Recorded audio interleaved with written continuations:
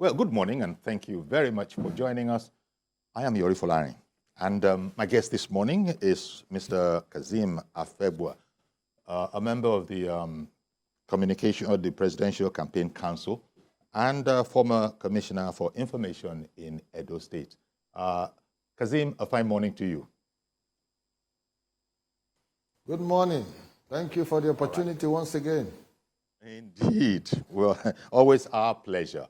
Okay.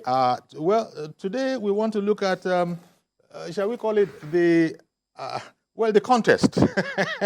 The contest for Senate presidency. Although the way my producers frame it dramatically is the battle for the Senate presidency.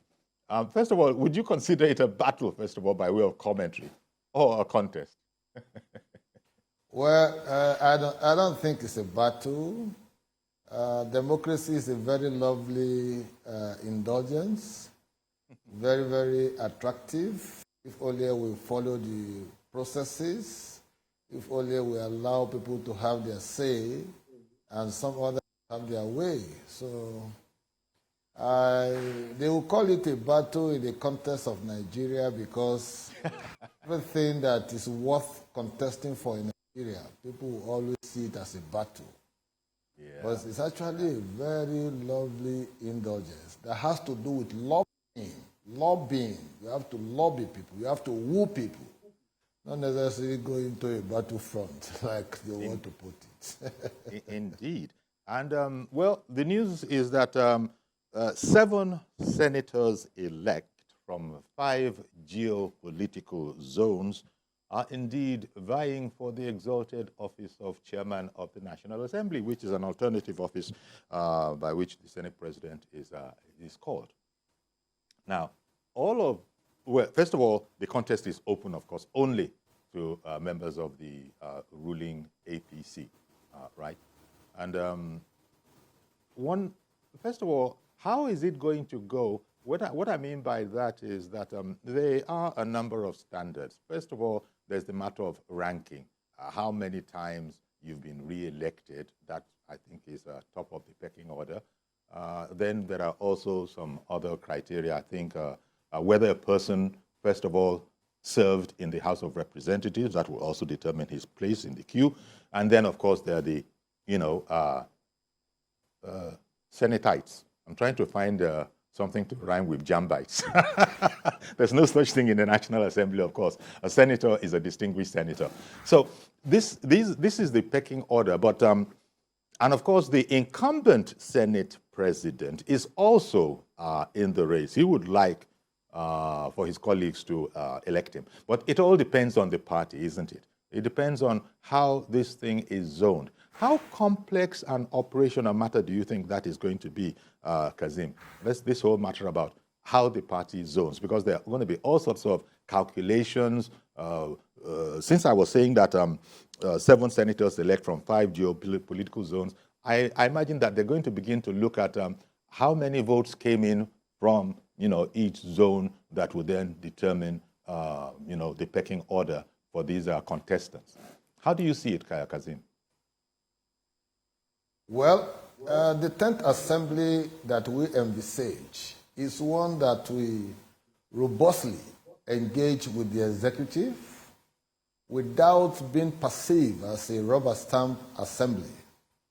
Don't forget that the president-elect is one man who understands the dynamics of politics, who understands the etiquette of maintaining separation of powers, who also is very engaging, an engaging personality who always loves the resource of dialogue and constructive engagement, to attend to issues of national importance. So they are going to be having a president that understands the rubrics, of the legislature, having been a senator himself. So that's the perspective from which we should look at that. That's first. Secondly, we are going to be looking at geopolitical balancing. And I have said repeatedly that the South-South zone must be given the opportunity, to to assume the position of Senate presidency for a number of reasons. One, it is the resource base of the country. It is the treasure base of the country. It's a zone that is so important and fundamental for our collective sufferance and collective existence as a nation of several multiplicities. So that is another. The other zones that are asking for, the Southeast zone and perhaps maybe a hard North Central zone, should naturally support the South-South zone. Deliberately and consciously so because of the strategic importance of that zone in the collective affairs of Nigeria. Mm-hmm. I know that the president-elect understands that particular factor, and I know he will try as much as possible to weave together all the centripetal and the centrifugal forces to create an aggregate balance for that particular zone and for his own presidency. Having said that, the contribution of the South-South zone to this presidency is not something you can toy with. Knowing full well that the South-South has been the bedrock of PDP as a political party and as an opposition party. But in the last election, 2023, the South-South zone was able to rally around APC. They came second in most of the elections at the presidential level. In Rivers, APC came first. In Edo, they came second. In Delta, they came second. In Cross River, the same thing. And Akwa Ibom, despite all the manipulations of the PDP ruling party there and being the home base of the chairman of the presidential campaign of the PDP, APC was still able to score over 150,000 votes. That, to me, is like breaking the ice. So APC performance in the South-South is quite formidable and contributory to the overall success of the president-elect. In the Southeast, there is some level of conspiracy and contradiction. And how do I mean? You have senators elected from that zone who score as much as 40-something thousand votes, 50-something thousand votes in the senatorial election, an election that was conducted the same day, the same time, the same hour, and the president, their own presidential candidate, scoring 2,000, in some cases 6,000 in the whole state. That to me was very ridiculous. Something must have happened.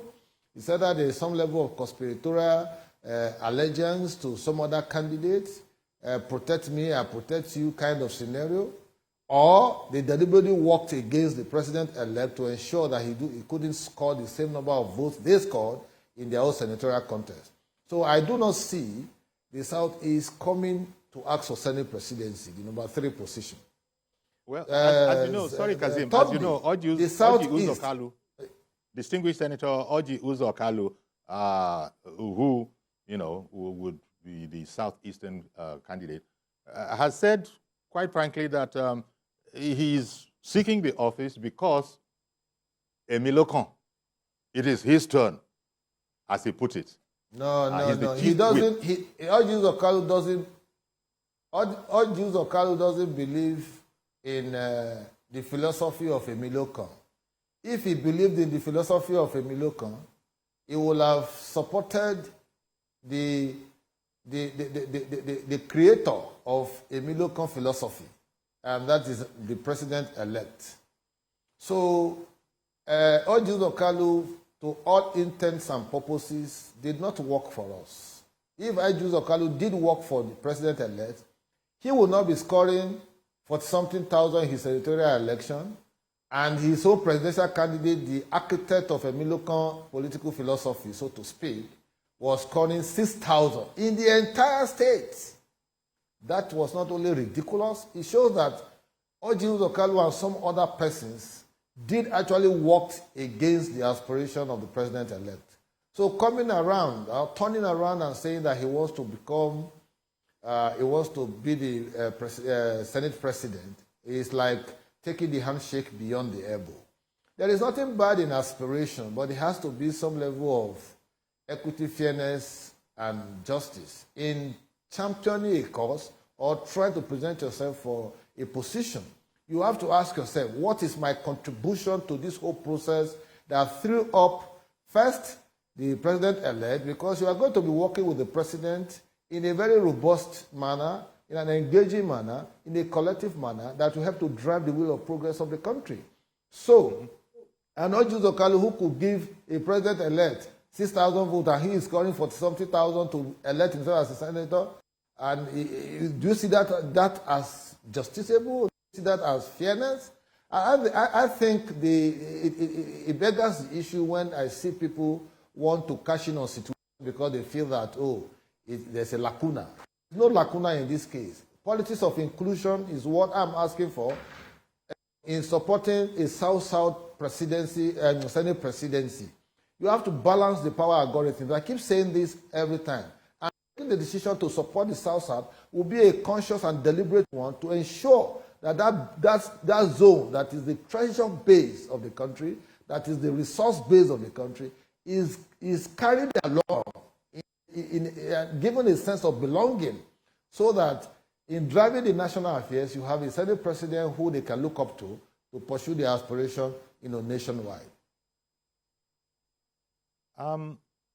As we know, we'll talk about some of the other contestants. We've actually mentioned about 2 of them, and I said there were 7 of them. The other thing, of course, is that our penchant for balancing, and the president-elect and vice president-elect, as you know, it was something of a sensation when the president-elect chose his running mate on account of both of them being of the same faith. Now, that takes care of number 1 and number 2. Number 3, of course, is the Senate president. Now, I've heard people say that don't bring religion into this at all. Just look past it. Just stay with competency and qualification. What would be your commentary on this? Well, thank you very much.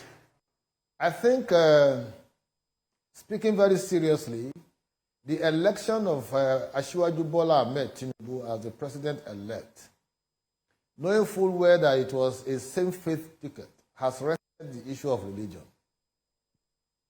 But it's a sentiment that you cannot run away from when you keep seeing people, you're hearing people talk about religion every now and then. You cannot, in a country as plural as Nigeria, you must deliberately and consciously do certain things just to make sure that you are able to calm frayed nerves. And in this instance, Bola Ahmed Tinubu being a Muslim, the vice president-elect being a Muslim, will just make it a consideration that a Senate president should be of other religion.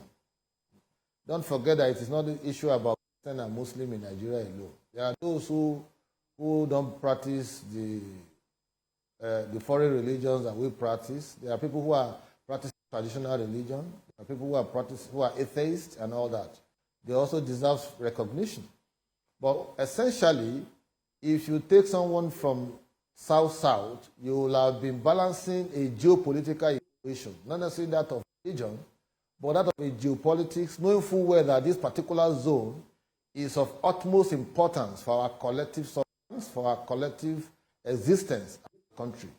So I'm of the opinion, a very strong one, that yes, you can attempt to balance your factors, you can attempt to balance all the algorithms, but take into consideration the importance of the geopolitical zone. And in this case, what the East want, what the Southeast people want, is presidency, not Senate president. They have had Senate president on 5 occasions in the current dispensation of 24 years. They've had it 7 times in the history of Nigeria. Nwafo Rizu was one, and Nnamdi Azikiwe was another. Then you have Wabara, you have Ewerem, you have Okadigbo, you have Aiji, you have Nnamani. So 5 of them in this dispensation. It's about time. But the concept of a Milocon should be that of the South-South. Such an important geopolitical zone, if there are tremors, if there are political turmoil in South-South, you won't be able to get your acts right, because That is the treasure base of the country. That is the resource base of the country. So you must continuously and deliberately and consciously factor in their own interests and aspirations in planning or in balancing all the political algorithms. So I don't have problem with someone saying that it's a miracle or whatever. What did he put on the table? What did he contribute? We have senators, ranking senators from South who contributed so well, despite the fact that it was more or less like a battle getting the election through in their own locality. So I will make a case for South today, tomorrow, and I will continue to insist that you need to balance power, you need to balance the algorithms of power for you to enjoy some level of stability in dispensing with dividends of democracy. Okay, take Senator Jibrin, for instance. According to news reports, he has said that, look, I'm the most ranked senator here. Not that he needed to go there, but by that implication, he is saying that if things are going to go according to the rules, rules of engagement, I don't know if they are really rules or if they are sort of procedures that have been adopted. But Senator Jibrin says that he's the most ranked senator, and therefore I imagine he would be feeling that if it doesn't come my way, I probably have cause for offense. Well, are you talking of Jibrin from the Northwest Zone? Yes. Okay. Now, Northwest Zone will just be finishing as #1 position in the country for 8 years. They have just been leaving presidency. They shouldn't aspire to be #3 almost immediately. I can make do if they aspire for Speakership of the Assembly, of the House of Reps, but not Senate presidency. You see, just the same token. The North Central Zone can ask for Deputy Senate President. The Southeast Zone can ask for Deputy Speaker. But essentially, the South-South Zone must be given the recognition and the opportunity to produce the Senate President, #3 position. The Northwest Zone did so well in supporting the aspiration of Bola Ahmed Tinubu, no doubt about that. But they are just leaving the seat of government as #1 for 8 years. So they should allow other zones to taste #3 position. They can ask for #4 position, which is the Speaker of the House of Reps, or anything that the party decides to zone them, but not the Senate presidency. The South-South Zone is eminently qualified and strategically positioned, to enjoy this opportunity of Senate presidency, knowing full well its strategic importance, knowing full well the caliber and quality of minds in that zone, and knowing full well that they supported, eminently the president-elect. So with respect to fairness, equity, and justice, it will still count against the Northwest. It will be in support of the South-South. Indeed. Well, okay, I take that. But Jibrin himself had said that, and I'm quoting him directly in the news, in a news story, there is a need to reward performance.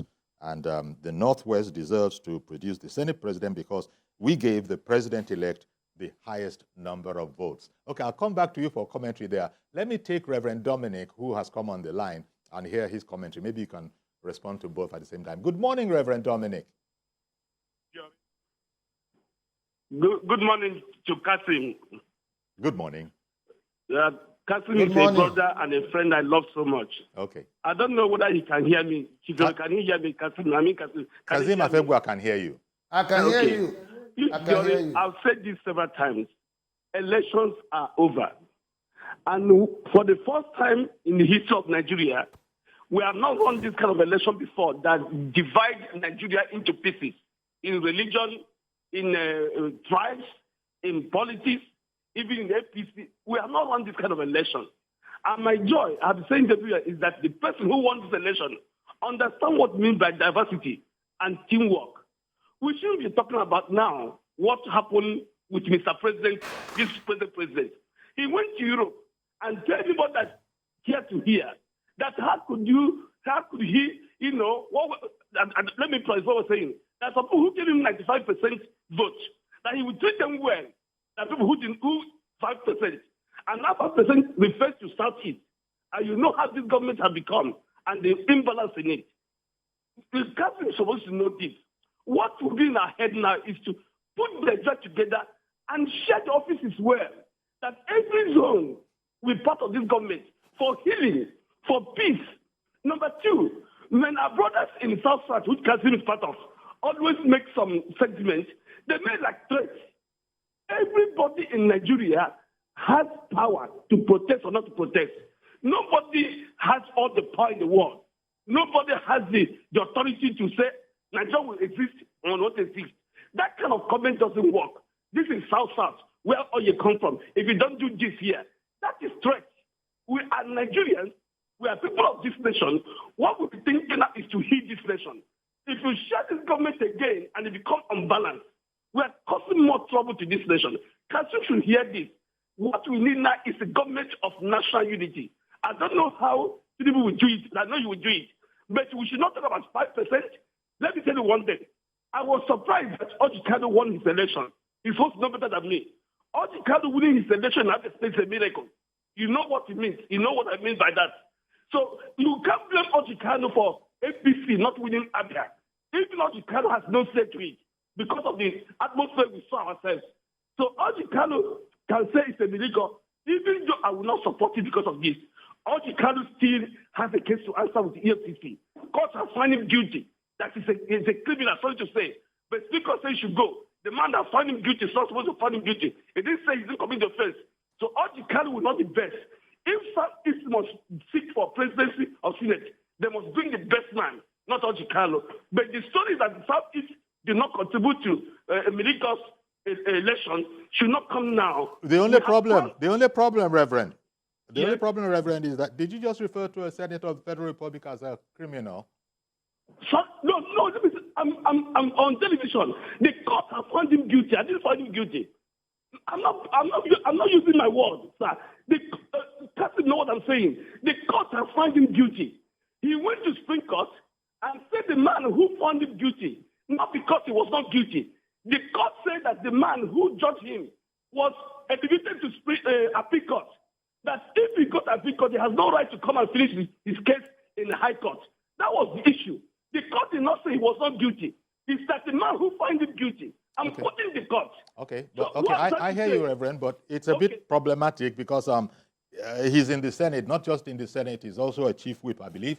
And they wouldn't put a person who they, think of in the terms that you described, in that kind of a position. But I just thought I'd put it out so that we can leave those kind of matters. But thank you very much for calling in Reverend Dominic's opinion, not that of the program.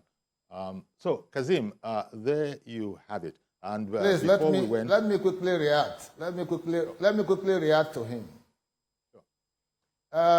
I think Dominic is just trying to be clever by half, because the position I maintain here is not that of threats. It's that of constructive engagement, it's that of collective bargaining, it's that of reason, logic, and the sanctity of political inclusiveness in the affairs of Nigeria. I have not told him that I'm threatening that I was going to blow up the pipelines if they didn't give us any presidency. I think it was just taking the issue beyond limit. The point I was making is very instructive. And that point is that in this 2023 presidential election, the South-South has been the hotbed, the stronghold of the PDP before now. And that the outcome of APC in the South-South is cheering news in view of the kind of support they got, coming first in River State, second in most of the other states, with votes that helped to support the election of Asiwaju Bola Ahmed Tinubu. Now, talking about a miracle of the Ojus Okalu emergence as senator, I also see it as a miracle, and that's why I had to interrogate the miracle. If he could get himself elected as Senate president, it is natural that since it was the same day, the same hour, the same time that the elections were being conducted, his own presidential candidate in his party, APC, should at least have 20 or 30,000 votes. I don't say he should win Abia State for APC, no. But to score 6,000 votes is ridiculous. Something must have happened. It's either there is a conspiracy somewhere, or somebody just deliberately faced his own election and abandoned the other.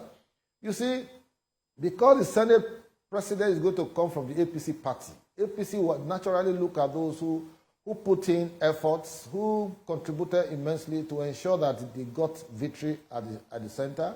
That is by extension the presidency. Now, he is talking about time of healing. Of course, Nigeria, every day is a process of healing, every day. We put on the process of healing and all that. For those who are wanting to be healed, they will heal. But for those who are not ready for all of that, no amount of balancing you do that, they will still protest. Even though there was a concept of 95 and 5% under Buhari, the Southeast still play a formidable role in the government of Buhari. They still occupy places of strategic importance. So all of that is just theoretical. In practice, the country is one in terms of representation, in terms of balancing, in terms of power sharing. So I don't have a problem with someone aspiring. I'm only making a case of the South-South Senate presidency on account of our strategic importance in the country, on account of our contribution to national growth and stability, on account of our contribution to the success of APC at the presidential elections. Even in places where we see a stronghold of PDP, we're able to penetrate there and make substantial showing, which led to the victory of Asiwaju Bola Ahmed Tinubu. A zone that didn't give 10%, not even 25%, 10%, not one of the states on it, should not naturally be asking for number 3 position ahead of a zone that gave over 40% in all the 6 states of the South-South. That's right. Okay. Mohammed in Abuja, first of all, I thank you for holding on. Good morning to you, sir. Thank you so much, Uncle Yori. I appreciate this program today. And this is quite frankly the most sensible program we're supposed to hold today. And I agree totally with my senior brother, Mr. Kazeem. Afegbua. I agree with him. Yes, I agree with him totally. All his submission, I agree. South has never produced speaker, has never produced, I don't know, maybe when in the 70s, but I don't know, from 80s that I know, I've never noticed when South produced speaker or Senate president. But Southeast produced up to 5 Senate presidents as he speaks. In the North, we are just finishing, Northwest, they are just finishing the presidency. That is quite understanding. In the Northeast, in the North, we have Senate presidents. In the North Central, Northeast. Presently, the Senate president that is serving now is from the North. When we say North, North. When we say South, South. But not produce Senate president twice or 3 times. So it's very, very germane and very, very important for the president-elect to consider South-South because they give him vote, even though it's not up to South-Northwest, but still they are very, very, every time we are with them, anytime politics is played, South-South is with the North. Anytime Southwest, South-South is with the North. Even when during Civil War, South-South helps the Nigerians to defeat the Southeast. So, in fact, South-South is very, very strategic to attend the position of Senate President now. And then I'm appealing for the Senate President-elect to give Lalong SGF to balance the religion issue too. Please, and please, that is my appeal. All right. That steps out of the scope of our conversation here, talking about the Senate presidency. But thank you very much, Mr. Mohammed, and also for holding on. Kazeem, I'll just take a break. Let me take a break and we'll come back. Please stay with us.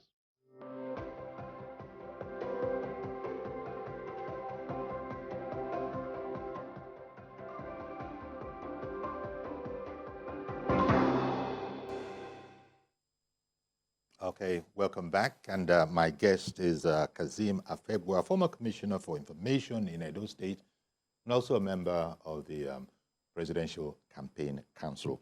Thank you once again, Kazeem, for being with us. We've been looking at some of the party men, because this is an all APC affair, who would be Senate president. But they're all waiting. Indeed, everybody's waiting to hear what the zoning arrangement shall be.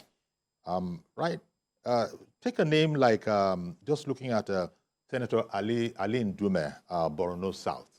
I think he also naturally is going to be interested. He's, I think, second ranking senator in the Senate. What would be your commentary on his, aspirations in the mix of things, such as you've been explaining?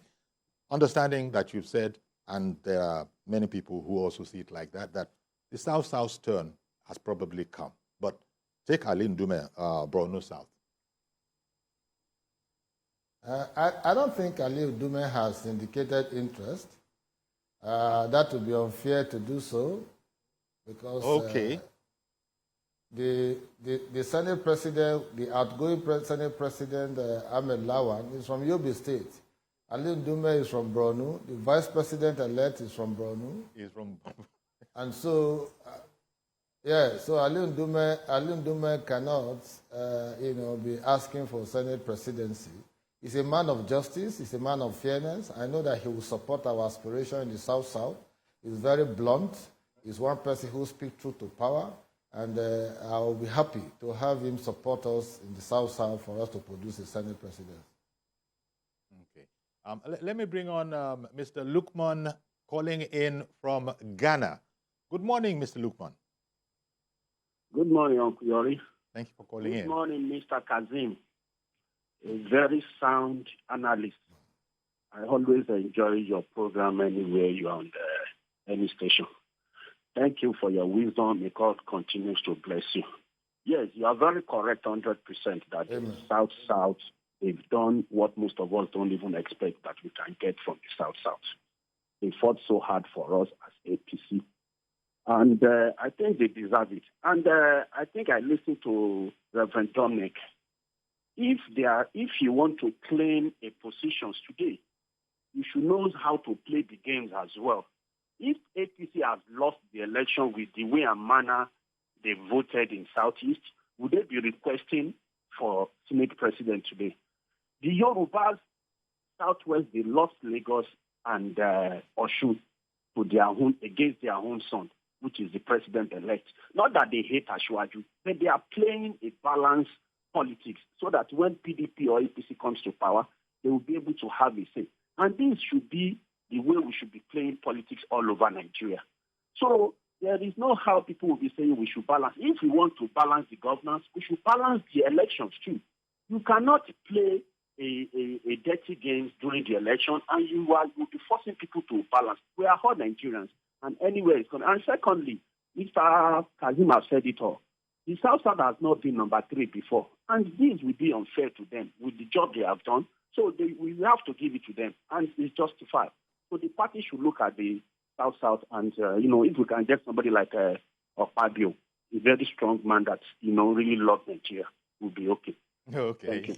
Thank you very much, Lukman, for calling in from Ghana. Okay, Kazeem, he actually went as Akpabio. He mentioned Akpabio. That as far as he's concerned, that would be a fine representation from the South-South. You agree? Well, Godswill Akpabio, for those who know him closely, they speak so well about him. I'm not close to Godswill Akpabio, but at least I can speak to what he has done when he was a governor of Akwa Ibom. They call him uncommon governor, so uncommon transformation governor. And like someone like me who knows Akwa Ibom before he became governor in 2007, and thereafter, you always mistake Akwa Ibom for another city, Uyo, for example, and the state, the kind of infrastructural renewal, the kind of achievements he recorded as a governor for 8 years. They are quite transformational, and they are quite uncommon in using the term that he's popularly known with. A man such as that understands the dynamics of politics. He also understands that people matter so much, because if you trace his antecedents when Atta, was governor, he was a commissioner for local government and chieftaincy affairs. Nobody believed that he could become a governor because he defeated the incumbent governor's own choice of his son-in-law. And that means Akpabio has something, going for him. Maybe he's very positive towards youths. Maybe he's a team player. Maybe he's interactional. He's conversational. He understands the nuances of politics. He understands geopolitical balancing. He understands the dynamics of the system. So such a man can be pushed forward by those who are his adherents, who are his friends, who are his followers. And he's also a ranking senator by virtue of the rules of the Senate. But my interest is primarily that the zone should be given the opportunity to produce a Senate president. We have one deputy Senate president who is outgoing now, Senator Omoagege. We have to crown our effort with Senate presidency. And if a man like Gospel Akpabio presents himself, then the zone will rally around him as a ranking senator. And he's most likely going to be the only ranking senator from the entire South-South zone. And so that is a natural given for him. But the 10th Senate, we should be able to set agenda for them. We should be able to look at who are we looking at. If it is Akpabio, for example, the candidate must be one that understands the dynamics in the country. It must be one that is ready to work, constructively with the president-elect when he becomes president. Then, so that it will not be called a rubber stamp assembly. Because I know that rubber stamp Senate has become almost like a doctrine. But a man like Akpabio, for example, can argue cases. He's a very stubborn person. He can argue cases. He can decide. He can insist that the independence of the Senate must be respected. In terms of setting agenda, he will take the country as his constituency, not necessarily his zone. He has friends across all the geopolitical zones and all of that. That's why I said a man like Ndume from Borno should naturally support South-South and by extension support Gospel Akpabio. You need people who have the network of influence across the country, who can do a lot of footworks, reaching out to people, reaching out to the power players, reaching out to the ordinary person on the street, so that when they are coming out with laws, those laws will have their own therapeutic effect on the well-being of the entire country. Because as a Senate president, you are just going to be like a moderator of the entire process of lawmaking. And a man like Akpabio, for those who know him very well, I've read a lot about him. I've seen him as a minister and all that. Even when they were trying to bend his neck on the issue of Niger Delta NDDC, he stood his ground because he said he was driven by his own convictions. A man such as that is better suited than anyone who may just be pursuing a cause for his own interest. But South-South, as a geopolitical zone, is strategically positioned and must be respected and recognized with that position. It's an appeal that we are making. We are not threatening anybody. We are wooing people. We are lobbying people that South-South should be given that recognition. Okay.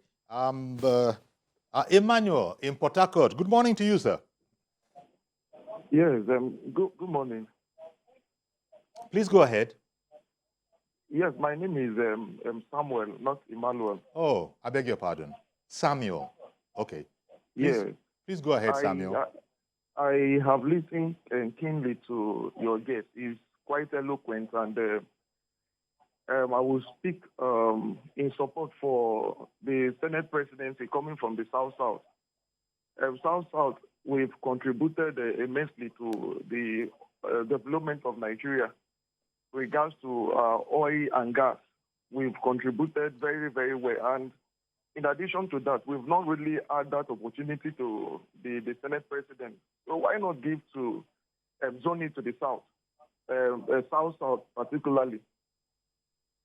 And he mentioned Akpabio. Akpabio, well, he's a nice person.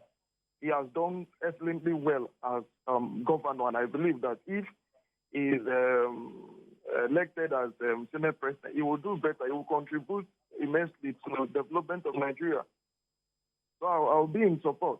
If I have the opportunity to vote for a person like that, I definitely will. He has done well. Being a governor, he did well, and I know he has Nigeria at heart. So he's a good person. He will do well. Thank you. Thank you very much for calling in, Samuel. Sorry about getting your name wrong the other time. So, Kazeem, the 10th Senate is going to be inaugurated, I understand, somewhere around June, around June 13, upon a proclamation by the president. But the other thing, the Careful Balancing Act that we're talking about in Nigeria here, first of all, the first two positions have been taken care of, the president and the vice president-elect. Now we're thinking about the National Assembly, and we're looking at the chairman. But also in that National Assembly is the House of Representatives. And with this kind of a balancing act going on here, wherever it is zoned to, is going to affect, won't it, where the House of Reps speakership will be zoned to as well. Yes, it's going to affect, but I think with the present configuration, going by the fact that the chairman of the party is from the North Central Zone, the Northwest are more favorably disposed to having the speakership position. The North Central has the national chairman of the APC. Even if anything will happen that will alter the geopolitics or the political arithmetics of the country, if the chairman of the party remains in North Central Zone, then the speaker will naturally go to Northwest. And the deputy speaker or deputy senate president, depending on how they want to balance the factors, can go to North Central and South and Southeast. So essentially, if the South-South is given this recognition, which I am making a very strong case for, then with the other balances will come, the other factors will come to balance between deputy senate president, deputy speaker, within Southeast and North Central. So, but it is good for you to have an inclusion, for you to have geopolitical balancing, for you to also take into consideration the contribution, the importance of these persons, of these zones, what they are bringing to the table, what they have brought to the table, and what they intend to bring to the table. Okay. Let me bring in Atunwase, Mr. Atunwase in Port Harcourt. Good morning to you, sir. Good morning, Uncle Yori. How are you? Very well, thank you. Please go ahead now. Yeah. Okay, I think when it comes to the issue of Senate presidency, Akpabio is more among the ranking senator. I think he's more qualified. And I think I prefer the Senate presidency go to the South-South. That's my contribution. Thank you. Okay. Short and sharp. Short and sharp there, Kazeem. The man just is saying everything you said. He's rubber stamping it. Yes, people understand these dynamics, Yori. You see, the South-South, the South-South zone came up, with all manners of seriousness, deploy its own resources, mobilize the electorates, believed in the APC presidency, even when some zones and some persons were working behind the clock to ensure that APC was disgraced at the elections. And the issue of Muslim ticket, same-faith ticket, did also help matters. But essentially, with the victory of Asiwaju Bola Ahmed Tinubu, it's obvious that Nigerians do not depend so much on the issue of religion. What we want is a government of national importance, which the president-elect has enunciated. He has emphasized that there has to be government of national importance and not necessarily government of national unity. You need people who are competent, people who have the ability and the capacity to deliver on electoral promises, people who understand the dynamics in the country and they can speak to them, people who also understand the intricate logic of the Nigerian Federation and know how to balance power and deliver on assignments given to them for the overwhelming majority of Nigerians. So, in this contest, And knowing the strategic importance of the South-South region, it's just natural, Yori, that they should please accord that zone the recognition of serving as Senate President. And the man they have mentioned his name happens to be also a very formidable candidate. Because I remember in the APC's primaries, despite the fact that he has mobilized to contest for president of the country, he stepped down for the Emiloko candidate, Bola Ahmed Tinubu. He stepped down for him, and he didn't look back. He didn't look back. He went all the way to ensure that even in his state, where the chairman of the PDP campaign comes from, Governor Udom, he was still able to make 40% for APC. That is cheering news. That is what I consider capacity to deliver on assignment. Well, it's different from someone who wants to protect his own interest, senator, and he will be returning 6,000 or 4,000 to his own presidential candidate. And he will turn around to say he wants to come and be the Senate president. Okay. I think I want it's to like bring in George. logic beyond the okay, sorry. normal. George in Ikeja has been standing by. Good morning, Mr. George. Good morning, Uncle Yeri, and good morning to Mr. Afegbua. Uncle Yeri, Mr. Afegbua is somebody that I respect a lot because of his antecedents. But I'm slightly going to disagree with him this morning. He will permit me to do so. Please. But you got to be brief, please. Yes, Uncle Yeri, don't forget the northern governors, especially the northern APC governors, they brought a brand of integrity to politics in these just concluded elections. But for their insistence that presidency must go to the south, Asuaji wouldn't have won that election. That must be understood. And in my view, that integrity that they have introduced into politics, we should try to sustain it. Okay, Mr. George, I think that's the crux of it. Forgive me, Mr. George. I'm going to prevail on you. Please allow it to just be like that, because I think that's the major point. What do you think, Kazeem, that without the northern governors... You see, Mr. George should know that before now, I have seen the northern governors as my heroes. I've written about it. I've commended them, I supported their position, and I continue to celebrate them. I said for their understanding that there has to be balance of the political algorithms in the country, the 14 northern governors who came together and insisted that power should shift to the south remain my heroes. But we're talking about balanced power. We are not saying that those governors are not recognized. They are recognized. They are respected. They are celebrated. I appreciate them. I support them. Different from the PDP where I was coming from, that was championing the cause of Elijah Atiku Abubakar even when it was the turn of the South to put a candidate. So, but in this context of balancing of the powers of the country, I'm saying that the northwest geographical zone can take the speakership position. The North Central can take deputy senate president or whatever, since they have chairman. And the Southeast can take deputy speaker or deputy senate president, depending on what the party thinks. But I'm saying that for the APC to even get further inroads into the South-South geopolitical, which is the stronghold of the PDP, they need to give this position to this president to the South-South geopolitical zone. Okay. Kazeem, that's where we're going to have to leave it today.